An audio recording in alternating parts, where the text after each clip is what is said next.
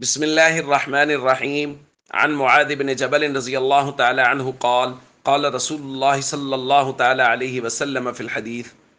أوصيك يا معاذ لا تدعن في دبر كل صلاة تقول اللهم أعني على ذكرك وشكرك وحسن عبادتك. رواہ ابو داود۔ نبی کریم صلی اللہ علیہ وسلم نے حضرت معاذ رضی اللہ تعالیٰ عنہ سے فرمایا: اے معاذ، میں تمہیں وصیت کرتا ہوں کہ کسی نماز کے بعد یہ دعا ہرگز ترک نہ کرنا،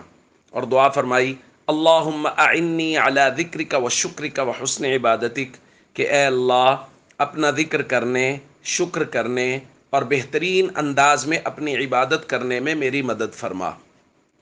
ہر نماز کے بعد اس کی تلقین ہے، اور خاص طور پہ فرض نماز کے بعد اس کو اپنا معمول بنانا چاہیے۔ اسی طرح حضرت ثوبان رضی اللہ تعالیٰ عنہ فرماتے ہیں: کان رسول اللہ صلی اللہ علیہ وسلم اذا انصرف من صلاتی، رسول اللہ صلی اللہ علیہ وسلم جب نماز سے پھرتے استغفر ثلاثا، 3 مرتبہ استغفار کرتے، اور پھر فرماتے، یعنی یہ دعا پڑھتے: اللہم انت السلام ومنک السلام تبارکت یا ذا الجلال والاکرام۔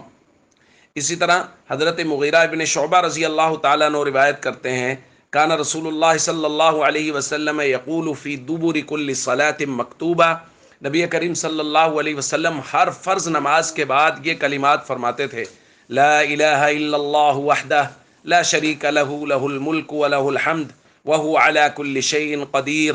اللہم لا مانع لما اعطیت ولا معطی لما منعت ولا ينفع ذا الجد منک الجد۔ یہ نبی کریم صلی اللہ علیہ وسلم فرض نماز کے بعد دعا پڑھا کرتے تھے۔ تو یہ آج 3 دعاؤں کا تذکرہ کیا گیا جو فرض نماز کے بعد پڑھنی چاہیے۔ سب سے پہلے اللہم اعنی علی ذکرک و شکرک و حسن عبادتک، اور دوسری دعا ہے اللہم انت السلام